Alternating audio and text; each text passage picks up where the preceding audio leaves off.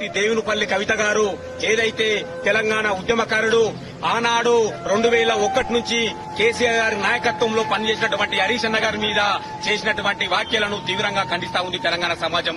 BRS party కార్యకర్తగా కూడా మేము తీవ్రంగా ఖండిస్తా ఉన్నాం. మీరు ఏ విధంగా మాట్లాడుతా ఉన్నారు?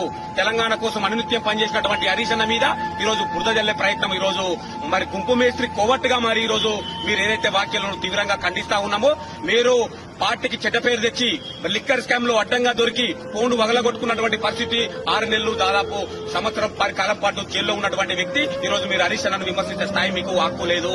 కాబట్టి తీవ్రంగా ఖండిస్తూ ఉన్నాము. ప్రత్యర్థులు కూడా హరీష్ అన్నను మరి మాట్లాడాలన్నా విమర్శించాలన్నా చాలా ఆలోచిస్తారు. ఎవరు ఇంతవరకు ప్రత్యర్థులు కూడా విమర్శించినటువంటి సందర్భంలో ఈ రోజు బీఆర్ఎస్ పార్టీ కార్యకర్తలు ఆవేదన వ్యక్తం చేస్తా ఉన్నారు. ఉద్యమకారులు నికాసైన తెలంగాణ బిడ్డ ఈ రోజు హరీష్ అన్న మీద ఈ రోజు మీరు తీసుకున్నటువంటి వ్యాఖ్యలను అన్నటువంటి మాటలు వెనక్కి తీసుకోవాల్సిందిగా డిమాండ్ చేస్తూ దేవునిపల్లి కవిత గారు వెంటనే బీఆర్ఎస్ పార్టీ నుంచి సస్పెండ్ చేయాల్సిందిగా అధిష్టానం కోరుతా ఉన్నాం.